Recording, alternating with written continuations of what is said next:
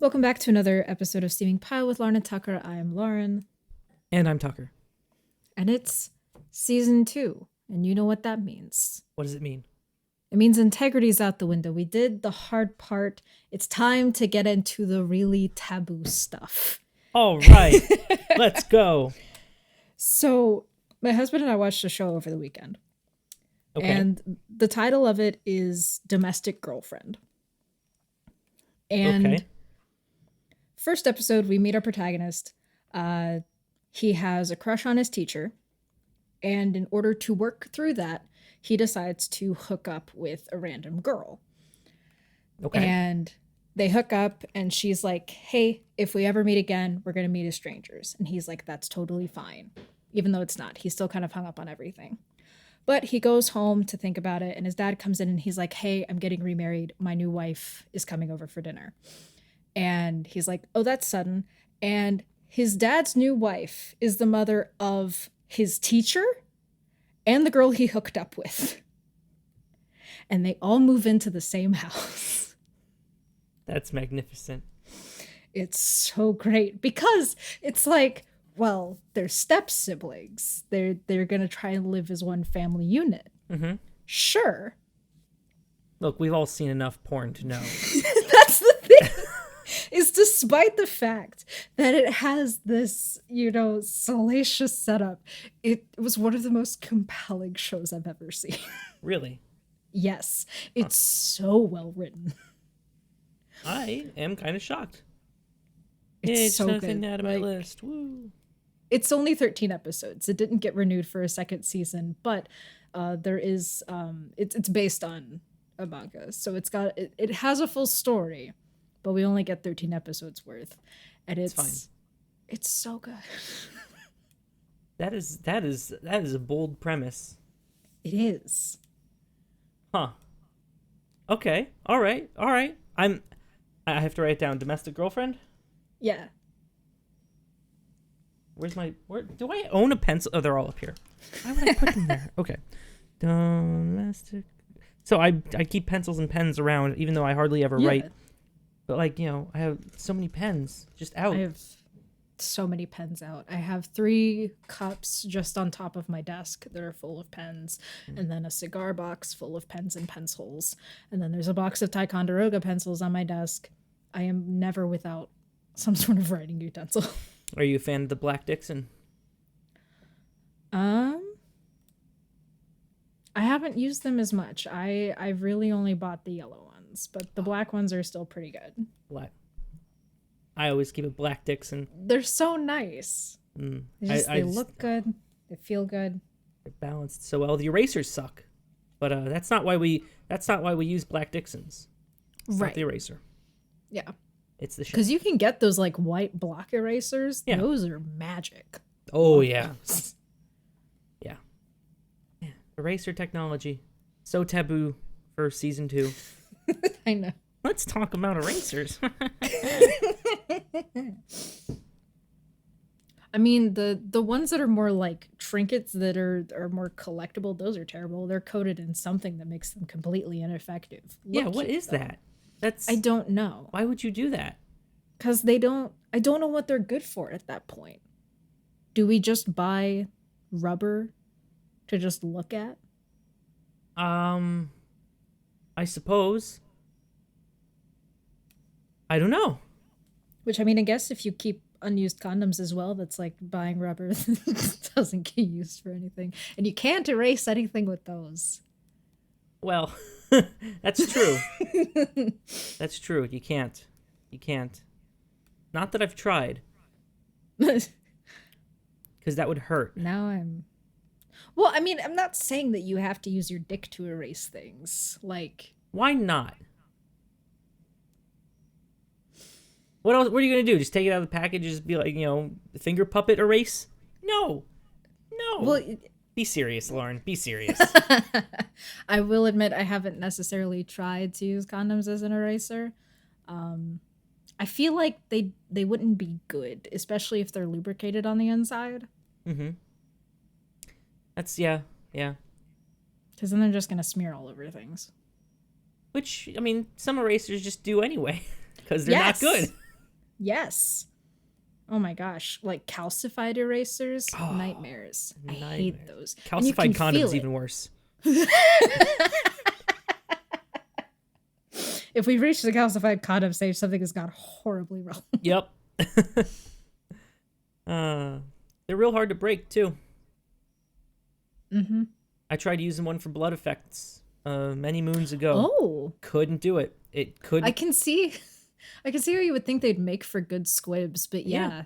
Yeah. I mean, it was a stab blood effect, and it just wouldn't pop. It wouldn't do anything. You would have to basically apply enough force that you'd actually draw real blood from the actor, and at that point, you might as well just stab the actor. But he wasn't into it, so we just didn't have blood. It wasn't realistic. Okay, we also didn't have microphones, but that's a whole other story for another time. But yeah, they're really hard to pop. I guess it's by design. And for the best. For the best. Yeah. For the best. Yeah. I mean, I do suppose if you actually stab the actor, that makes you one of the like great directors. I keep reading about directors having their actors do horrible things to other actors to get effects and emotions out of the actors. You know, the people whose whole job it is to act, to feel things they themselves are not necessarily feeling. Right. Man, I missed the chance, huh? Huh. You gotta start early. I guess I could have actually had them murder each other. Yeah. Damn it. I know. And I mean, like, I'm saying this as someone who wasn't in one of your stabbing short films, but like, not yet. Not yet. Careful. It's on the back burner. Now we'll get there. Now I know that we're open to stabbings. Okay. I didn't say that I myself was necessarily. Hey, you can't go back. Can't go back on it. It's recorded. It's on tape. Okay. You want to get stabbed. All right. I'll write it down. Hey, that's hey. You can't erase it, huh? All right. Lauren wants to get stabbed. But it's in pencil. Yeah. Well, you can do a lot with a black Dixon. Anyway. Sponsored by Dixon Tiger. Yeah, imagine. Dixon and Durex. Yeah. Maybe someday. But no. I just read a book. I don't read too terribly a lot, right? I enjoy reading. It just doesn't happen a lot. And that's completely my fault. What I want to do is read before bed. But I was on the train about a week ago. A week ago? Yeah, it's Tuesday. It was a week ago. Yeah. And train internet is dubious at best. And so I didn't have anything saved to my phone except for some books, mostly textbooks. But there was this one book that I had. I think I got it from Google Play because it was free. And it was what I can only describe as a Christian lust novel. I think I got it, started reading it, and I'm like, oh, wait, that's what this is. And I stopped reading it, but it was completely downloaded to my phone, and I never deleted it, and it never made much of a difference because it's just text. Right. So I'm like, well, it's on my phone, I'll read it. And I read it. And it's an interesting subgenre. And I imagine there are good books in this category. I'm working with a sample size of one. First off, I want to be very clear here. The book starts and she's 15. Okay, so we're starting there. Mm-hmm. The book's called Arousing Love. It's by M.H. Strom. Allegedly, he wrote a trilogy of other books, but they've been scrubbed from the internet. I can't find copies of them. But the book's called Arousing Love, and it's these two teenagers that are just so horny. They are so horny, right? And the 15-year-old girl is from a religious upbringing, and the dudes. The book is the process of the dude finding God and them getting just inching closer to being married in his eyes. If you smell what I'm stepping in. and Mhm. that sure, okay, but Mhm. Yeah. you know that the book is just about that and not about his spiritual revelation, of which there's a lot. She Oh, yeah. baptized him. Um, What? she baptized him, and then he immediately broke up Okay. with her. That's how it goes. Yeah, he like had this vision, and he's like, "Oh, God wants me to get rid of everything," and then he gets rid of her, and so, but you know that the book is just about that because they do it. There's a paragraph. The end. Oh my goodness. And I got to the end of the book, and it's like that was all just so they could smash privates. That's it. That's the entire book. Yeah. And I'm like, what were you trying to say, MH? What were you trying to say? Are you frustrated?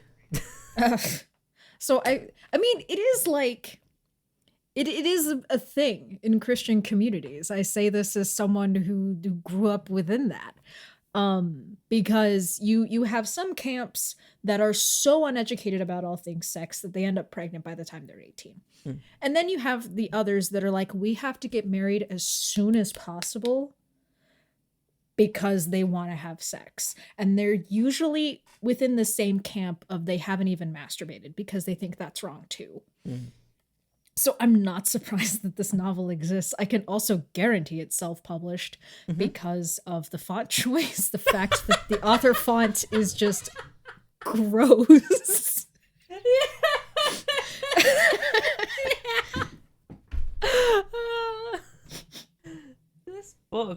This book. I just unplugged my phone. That's the noise. I just want to. I want to pull the book up now because. Is it Oh no! Show me the cover, Google, please. It's this one, right? You're looking at this one. Yeah. Yeah. There's another cover, but it's pretty similar. Look at how white they are. Oh my God.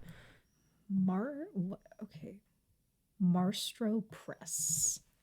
This book was something else, and now I'm starting to think that maybe this will be my guilty pleasure now, just because it's it's just so it's entertaining, just because I've read books that are based in religion that are good.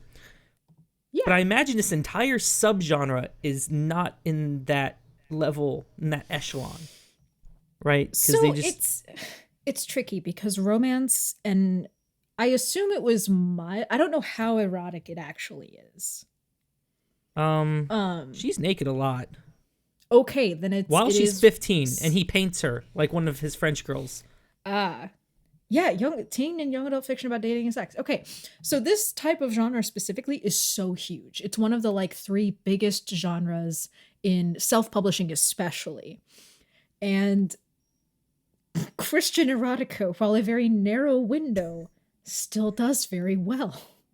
Because I don't know. I would like to read for you. I think what happens... Go on. It's free for Kindle. Oh, shoot. But I think part of what it is Christian erotica is okay if the couple's married. Yeah.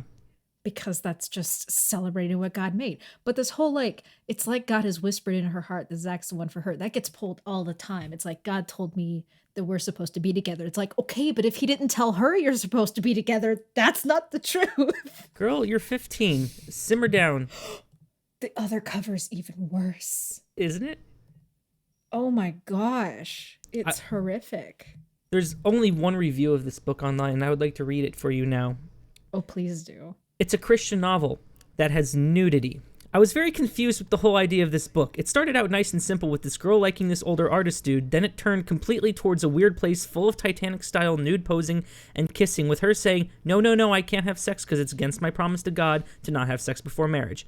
And he respects that by proposing to a girl that he's known for not even one whole summer, and he converts to Christianity and moves to Colorado from a sunny beach. Let's see, sunny beach or Colorado. I know which one I would pick. to marry her. They live in her house as a married couple. Yes, her parents are okie dokie with sex on their roof because these two teens are married until she graduates from high school, which she has a whole year or two left of high school before that milestone of graduation. Then they all live happily freaking ever after. I have no idea what to make of this book. Plain and simple, it made my head hurt. And that's such a good summary of what happens in this book. Because they're just the family. First off, Zach's family doesn't care about him at all. And then her family's overprotective, but they're like in this. I'm not even fully sure I understand what's going on, the circumstance of why they're camping there for like 2.5 weeks. That's right, 2.5 weeks. 2.5 weeks. That's it. And they meet. I mean, those are just romance conventions. 2.5 weeks is almost generous. Okay. See, I don't know. I haven't. What? I mean, like, because some of them are like over the course of a day, over the course of a weekend, instantly. I'm trying to remember if I've ever like read any romance novels. See, before my guilty pleasure in literature was trashy teen romance, but it wasn't quite romance because there was always some sort of gimmick. Think Ellen Hopkins. Think Okay. Oh God, what else have I read? I've read If I Stay. Does that count? I think so. Things of that genre, and I haven't read one in a while. But I think I might have found just because it's so interesting that. Oh yeah. And just the way some of this is phrased, like obviously the girl's father has ideas and he talks about them, in soliloquies, and then there's talk of, you're far more religious than I am, so maybe you can speak to the commonality of this, or hopefully you can't. A bride price. Yeah, okay. So in like Christian tradition, marriage is supposed to be like a metaphor. Uh-huh. It's supposed to be like Jesus in the church represented through marriage. And then like in ancient biblical times, there is a price, I believe, for the bride that is paid. And that's why Moses implemented divorce and allowed that to happen. That way, a guy couldn't take a girl's dowry and then be like, bye, I don't want to be with you anymore. It was a way for her to take those assets back so she would still have something to live on. Yeah. Okay. But yeah, the concept of a bride price was pretty strong in this book. That was published in what, 2009, 2013? Meant to take place current day. Biblical times, sure, yeah. Medieval times, I guess. It's certain religious communities within like Protestantism in particular really, really go hard on that. Interesting. Yeah. Interesting. I don't know. It's such a. It's I guess it's not so much a foreign world to me, but it is endlessly interesting that. Like just the books like this that come out of it. I don't know. Well, it's not formatted grossly, so that's like one point in his favor. Self-published works are just such like a grab bag. You have no idea what you're getting into when you pick one of those. My mom has a Kindle and she talks about. I don't think she's paid for a book in years. I think she just gets the free stuff, and she tells me, oh, there are some books. Because they're all from new authors, and either you get some really good stuff or just such garbage. Yeah. Because some self-published authors will write with no mind of formatting, and as soon as it leaves their head, it is in the Kindle Direct Publishing box. Yikes. They won't even look at it a second time. And I have edited works where it's like, you didn't even read this a second time. Oh, that's right. You edit this kind of stuff. Yeah. Yeah. So you have like front row seats to the calamity. Yeah, nothing like this though. If I got something like this, that would be very exciting because there is something just so fun about the genre Yeah. that I'm beginning to appreciate more and more. Because before I'm like, why would you read that? But I've watched so many people watch movies like 365 Days or any of the movies on Passion Flicks, and I'm like, okay, I'm starting to get it now. Passion flicks. There's pure flicks. Oh, like Pure Flicks. Oh my gosh. Okay. God's So not dead. they're so bad because, and every time I see stuff like that, I'm reminded of the quote from Martin Luther that's like, the Christian shoemaker does not please God by putting little crosses on every pair of shoes that he makes. He Yeah. pleases God by making good shoes. Please God by making more good films. Yeah. Like, Please. because the whole courtroom scenario is, it's Oh, like, God's not dead too. it's like God doesn't need that. Like, he doesn't. Oh, that one was the worst one of the trilogy, I think. It most certainly is. Yeah. Number 3 I felt was competent, and number 1 was just bad, but number 2 was like Yeah. egregious. Yeah, number 1 is like your standard Christian movie fare. Second one was very bad. I haven't seen enough people talk about the third one to really have an idea of what happens there. It's a technically better film, just from like the filming and the cinematography, so it makes the rest of it a little more palatable. And I think the storyline wasn't as like a mama bird vomiting down your throat, but I don't remember. It's been like 4 years since I've watched a trilogy. Yeah. Yeah. Are they making? Is it they're making a fourth one? Are they? I know that Filmhouse keeps pumping them out, but I don't think they're looking for a fourth one. Oh yeah. They are? They are making a fourth. They couldn't resist. Yeah, God's Not Dead, We the People. Oh no. Oh no. The Hollywood actor and producer, this is David A.R. White, Right. is currently working on the script of the upcoming movie. Additionally, David spilled that the inspiration for the film is the 1946 American Christmas family drama It's a Wonderful Life, as well as the 1939 American political dramedy, the film Mr. Smith Goes to Washington. Oh, that was in 39? Mr. Smith Goes to Washington? Yeah. I didn't know it was that old. But that's let's take two classics, Ooh. transpose them into modern time. Mm-hmm. With more Jesus. And then, well, yeah, but he's writing it. David, not Jesus. If Jesus wrote it, it'd probably be, good. Yeah. Imagine if Jesus wrote a film. What if we found the lost screenplays of Jesus Christ? That would be...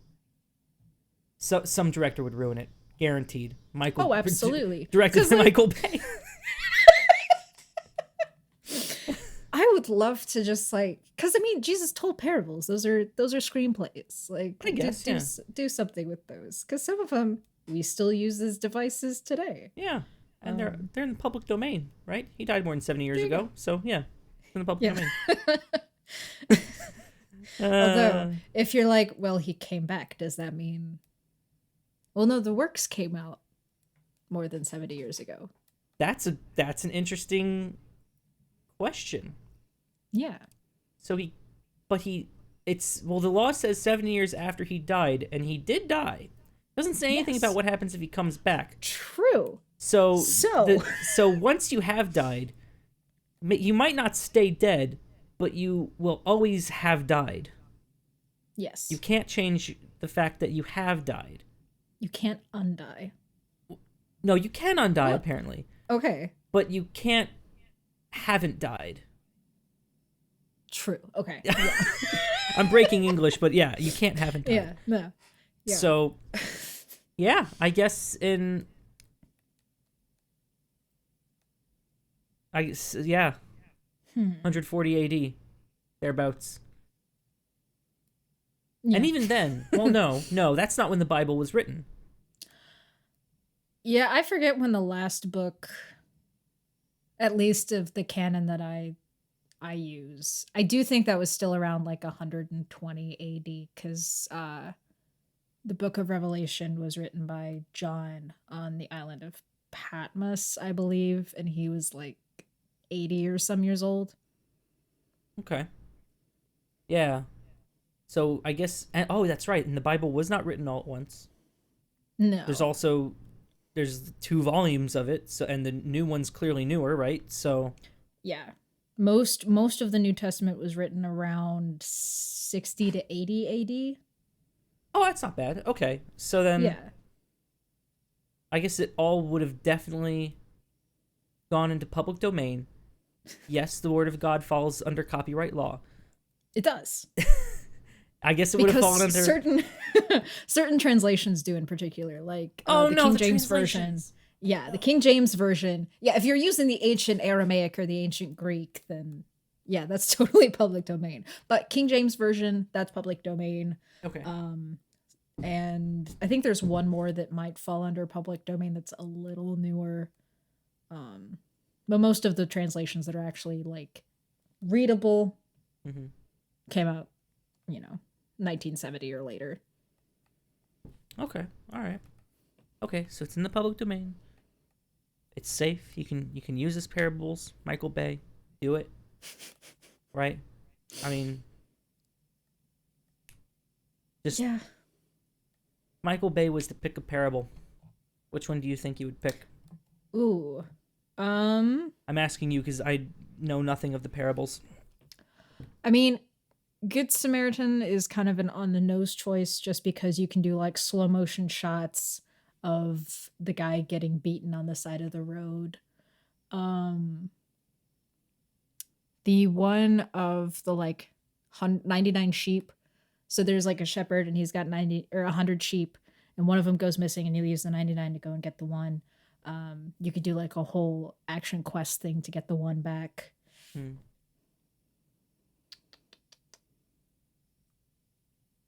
The one about the vineyard, there's like a vineyard and this guy wants people to look after it. And so he sends one guy to check on the vineyard and they kill him and he's like, crap. He sends a different person and they kill him and he's like, well, I'll send my son and they'll listen to my son and they'll help me out. They kill the son and he's like, you know what? Forget it. Lots of like treachery and backstabbing there that can be used well. Probably an explosion or two. Yeah. Okay, so that would probably be Michael Bay. The one that you said, the Good Samaritan? Yeah. That sounds more like Tarantino. It does. I also see it as a potentially good Scorsese pick. Okay. Wes Anderson could probably do something with it. Yeah. Wow. Wes Anderson would do really well. There's one, I think about Parable Woman in the Oil. Interesting. What's this one about? I know I'm conflating some. Oh. Maybe. Was there a woman in the oil? Oh, it's the oil and the 10 virgins. Okay. That'd be Tarantino. So many feet. 10 virgins, that's what, 20 feet? What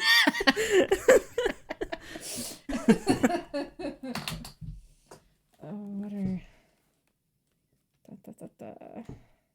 Because I'm trying to remember like which book actually has the most of them. Because each gospel like does a different thing.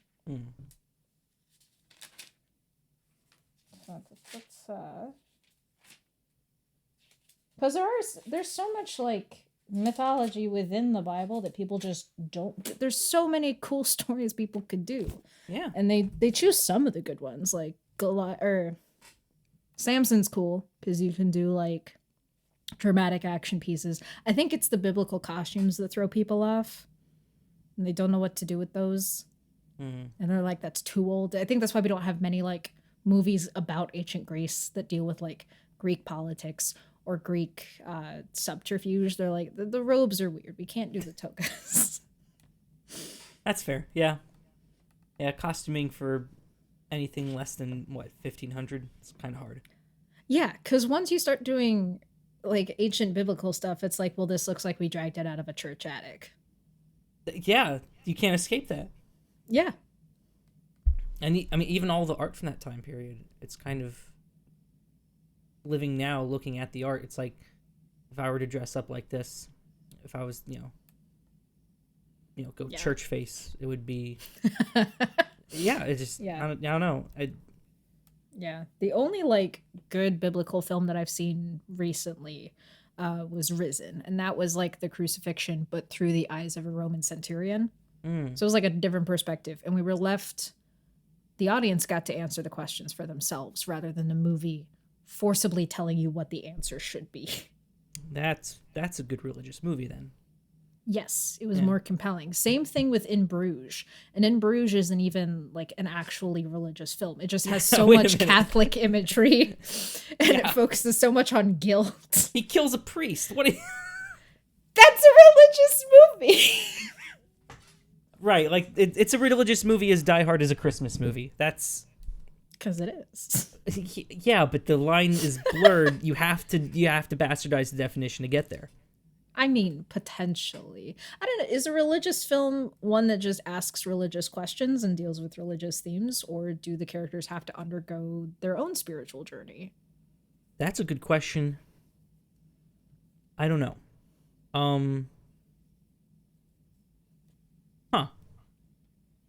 So I guess maybe this is okay. This is a hard question to answer. I think when I think of religious film, I think of the pure flicks God's Not Dead garbage, right? Yes. The thing that answers the thing that asks religious questions and then shoves answers down your throat. That's what I think of when I think of a religious movie, which is unfortunate. There are obviously others, but I think it's once you start getting into where, religion plays a large part versus where religion is the main part of the movie. For example, I would not consider the book, movie, or play or TV show of Les Miserables to be religious in nature. While religion is a main component of it, I wouldn't consider it to be a religious piece. Yeah. Whereas, what is it called?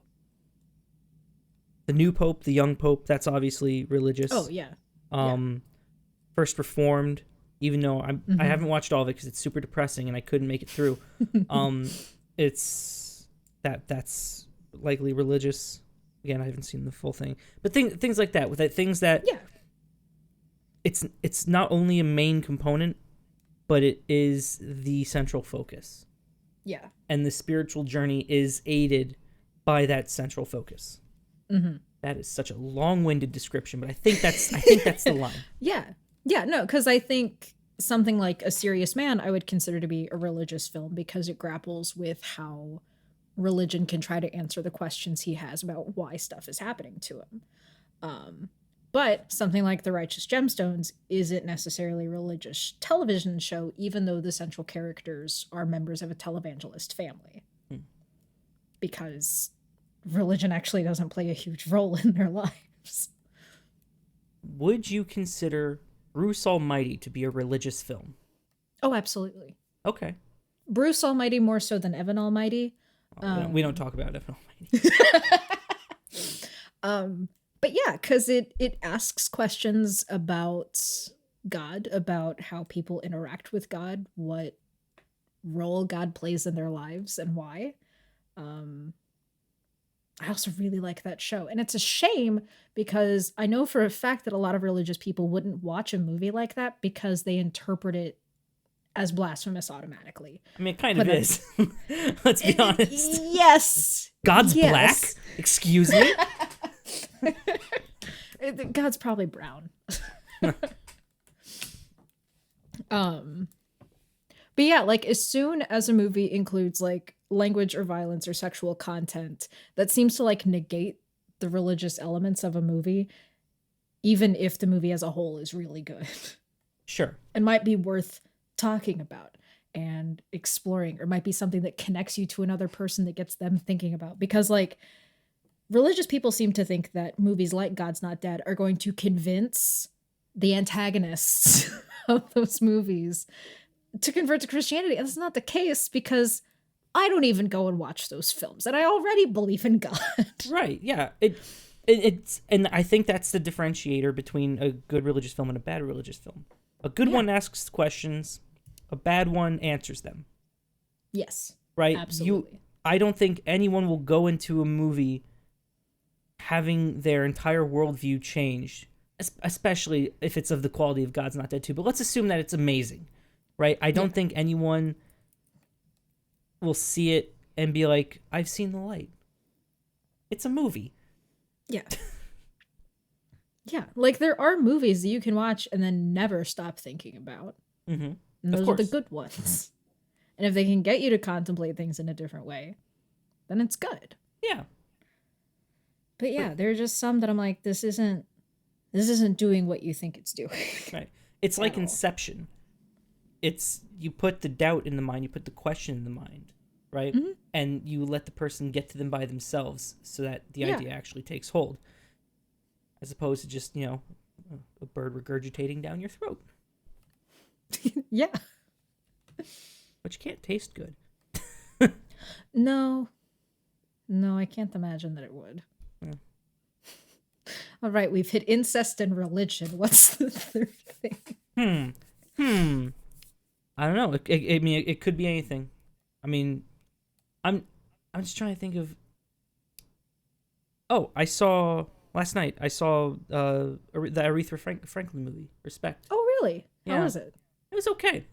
Biopics really aren't my thing, but it was okay. It fell into a lot of traps.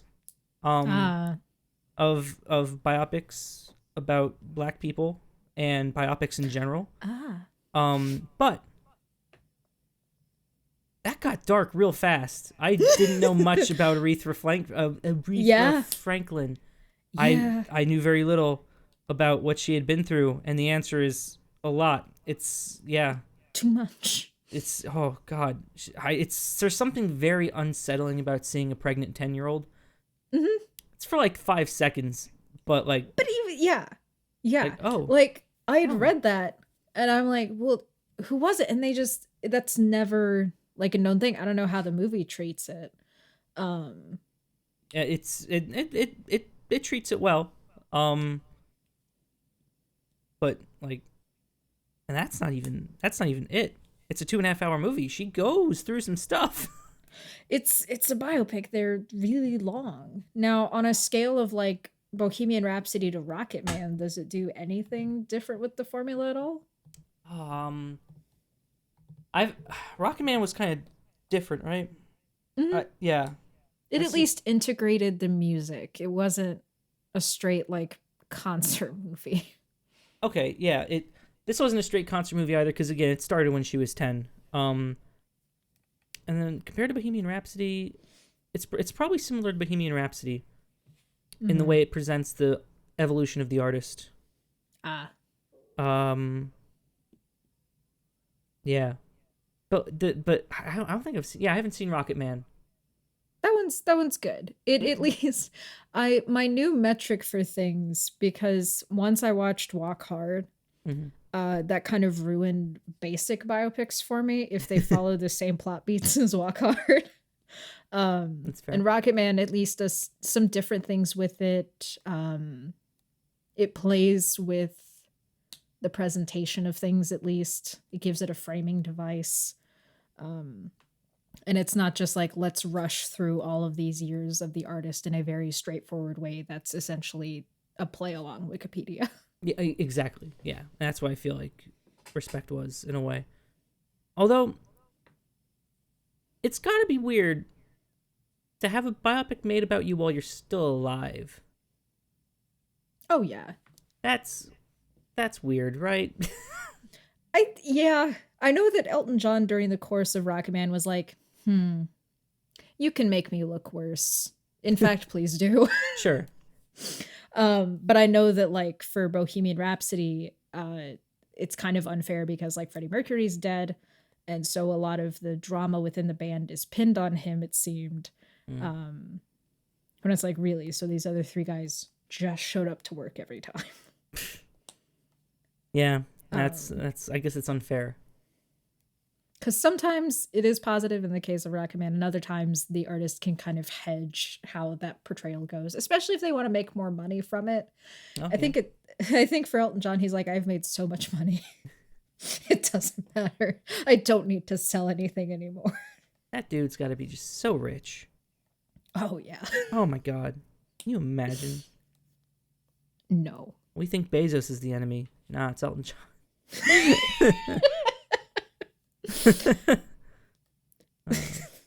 I was watching this. It's a 2.5 hour. I'm not done with it yet. It's a 2.5 hour long video essay on just the Jeffrey Bezos songs from Inside. That's all it's about. Okay, I've seen the thumbnail for that. Yeah. I'm like halfway through. It's really good. The guy talks like 3 times as fast as Bo. It's 2 times as long.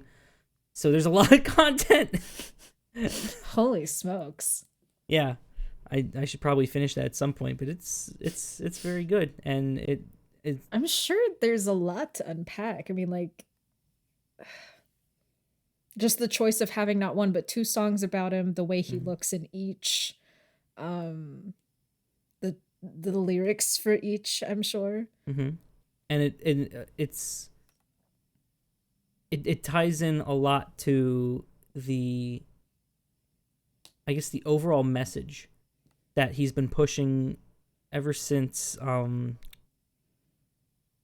Make Happy, I guess, but definitely throughout 8th grade and a whole bunch of the interviews. People, and we're right on the edge of it. We're like straddling the line. Mm-hmm. So I'll use the terms older people and younger people. Older people don't understand what the internet is to younger people. Yeah. Phones are like another limb. Yeah. And the point, I think the YouTuber's name is CJ the X. The point that he made is like if your phone's dead and you're doing something where you would usually be using it to help you, you feel like you're missing a limb, right? Mm-hmm. I know I feel that sometimes. But the internet is so ingrained. It's not a tool for people. It's life. It's a tool for older people. It's how part we of the do our world. jobs. Yeah. It's how we do our jobs. It's how we socialize. It's everything, right? And that is impossible to grasp if that's not how you are. Yeah. And yeah, no, but it's very interesting because I never thought about it as like an actual extension, like an actual limb. Mm-hmm. Yeah. Yeah. No, I was watching a video that talked about YouTube Live, which was an event they tried to do in 2008. Mm-hmm. And Bo was one of the featured performers there, like 18 years old. Mm-hmm. And that's where he sang Welcome to YouTube. And the fact that he was already so cynical about everything in 2008. Yeah. Back when YouTube was arguably better. Oh, yeah. Yeah. It was also an occasion where Katy Perry hosted the event. Or she was there. I don't think she hosted. But she introduced Bo and she's like, "Oh, and thank God you're 18." And he goes like, "Yeah, thank you, Mrs. Perry." Okay, I know what video you're talking about now. Yeah. That's that was weird. That was a little weird, Mrs. Perry. That's Now, not the weirdest thing said about teenagers at that event. What was the weirdest? So this was said by Michael Buckley, who was of What the Buck, I believe his channel was called. And he's like, "Yeah, I have Miley Cyrus to thank for my channel. Just title your videos Miley Cyrus dirty photos or Miley Cyrus topless and you'll get millions of views. And she's just turning sweet 16. Ah. Mm-hmm. Ah. Yeah. That doesn't faze me given the book I've just read. It just washes He painted her nude! Anyway, so that's and it's free. I'm gonna have to read this. I have so many things I could be reading that I want to be reading. You'll blow through this in a day. Oh, easily. It's barely 200 pages. Yeah, you'll just tear straight through it. Laughing all the way. Oh no. Oh yeah. First. Oh yeah. Oh my goodness. He kept feeling his passion just rising up. He kept feeling his passion. How long are these chapters, man? Yeah, I mean, It's not too I think bad. it's divided in what, 12ths, 13ths? Yeah, it's a story. And what's really strange, I don't want to dwell on the book any more than we already have. But what's really strange is that the tension and the things that they do, it's so much more descriptive than when they finally do it. And it's like you use all of your adjectives for just a little bit of light petting.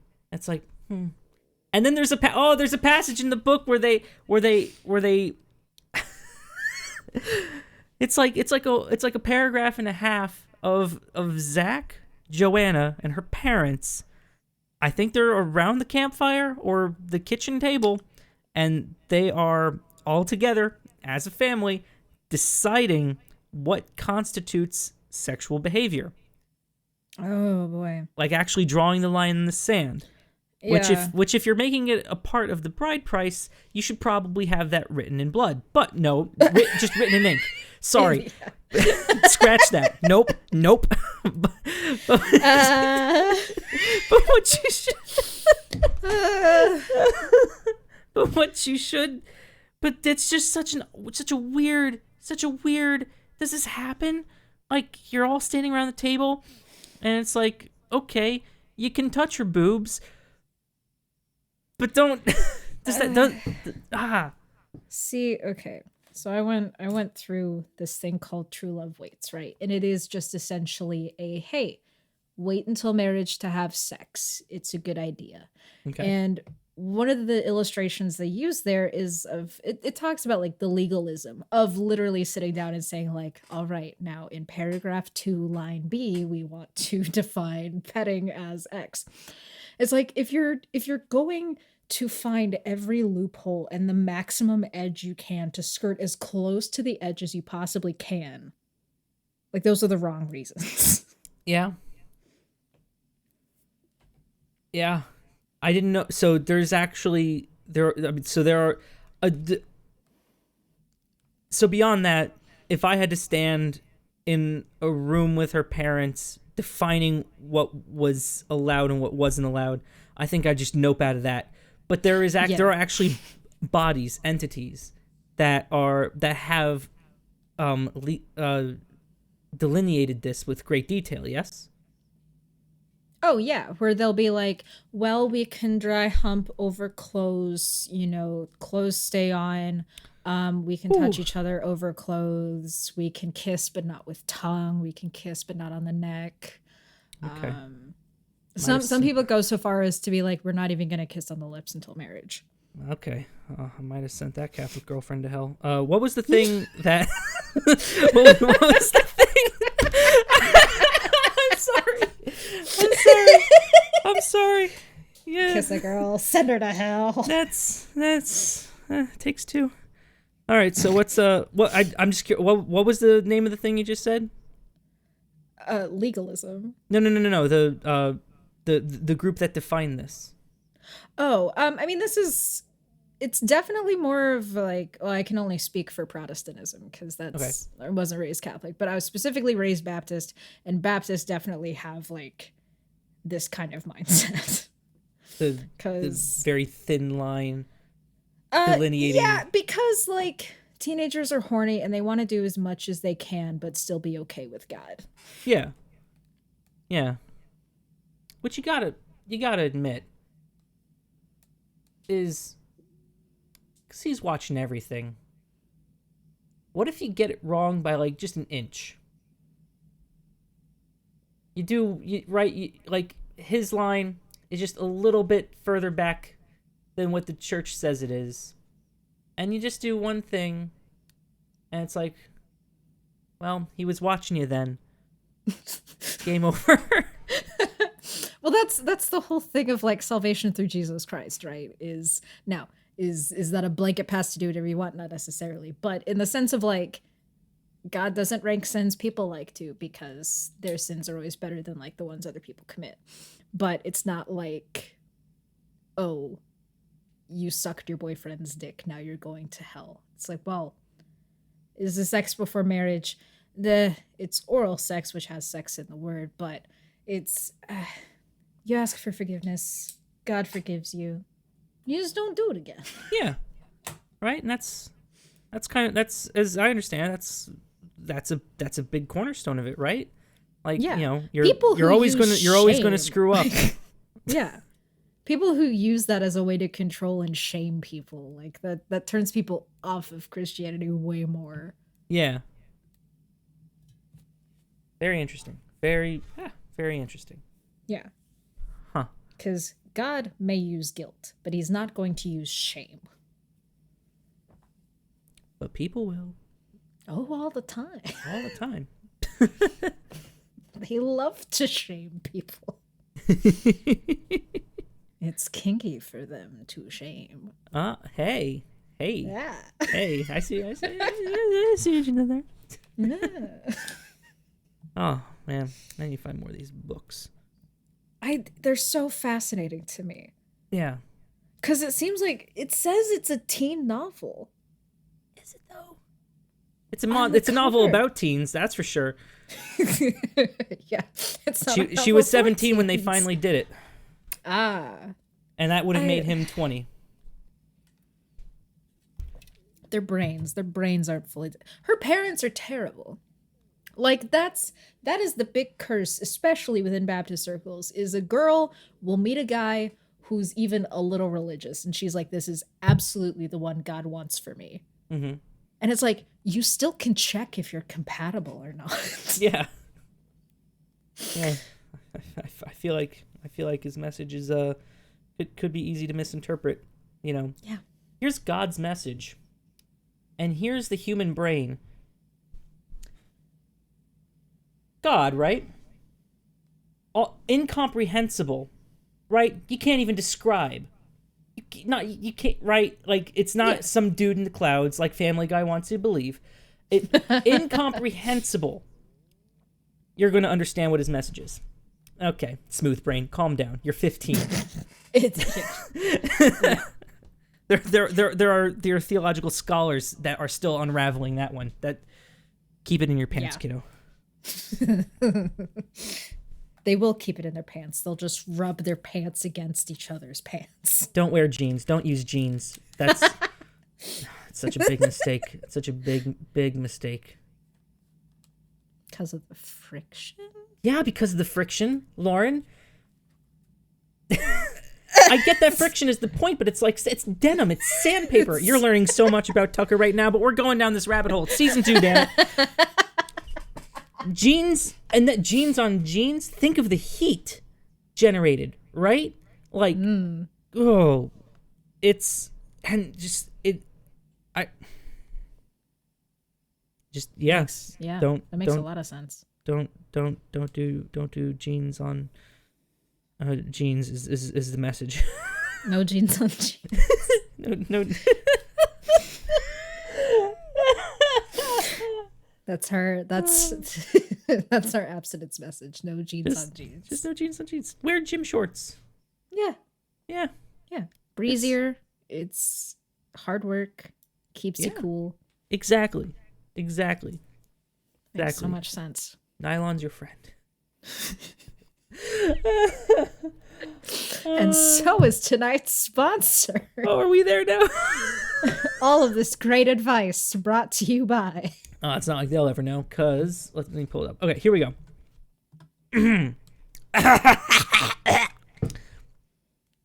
This episode of Steaming Pile, the first one of season 2, is brought to you by the Society of the Deaf.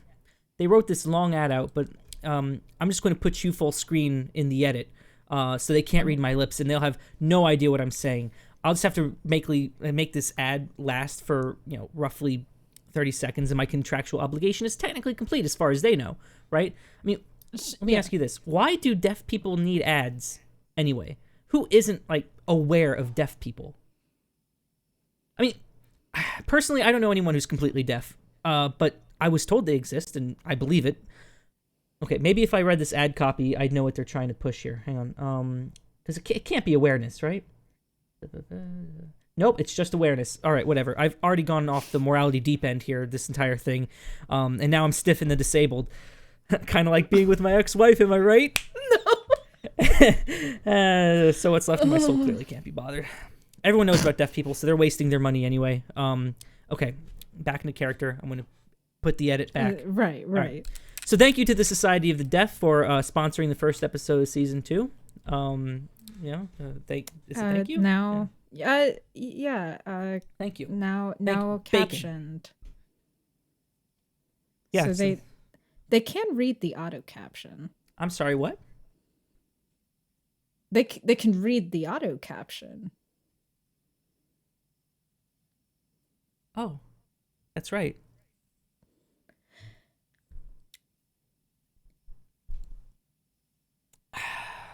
Yeah. Didn't think of that. Yeah. Okay. All right. Well, the auto caption's pretty good too, isn't it? It's getting better. It's so good. It's actually really impressive what it's capable of, including including the ad rates. I mean, I could go and delete it, but then that would impact people who just listen to it on mute, and we want that revenue, right? Yeah. This is a moral dilemma.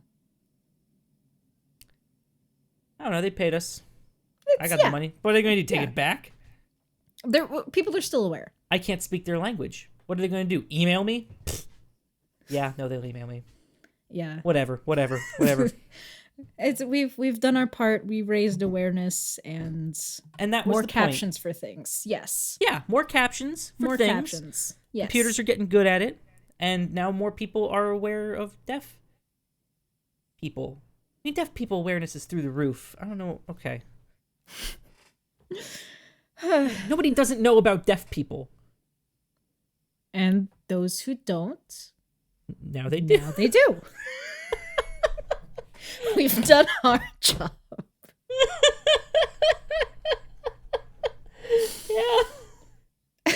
Yeah. Good job. We did it. We did it. This has been another episode of Steaming Pile with Lauren and Tucker. I've been Lauren. And I have been Tucker.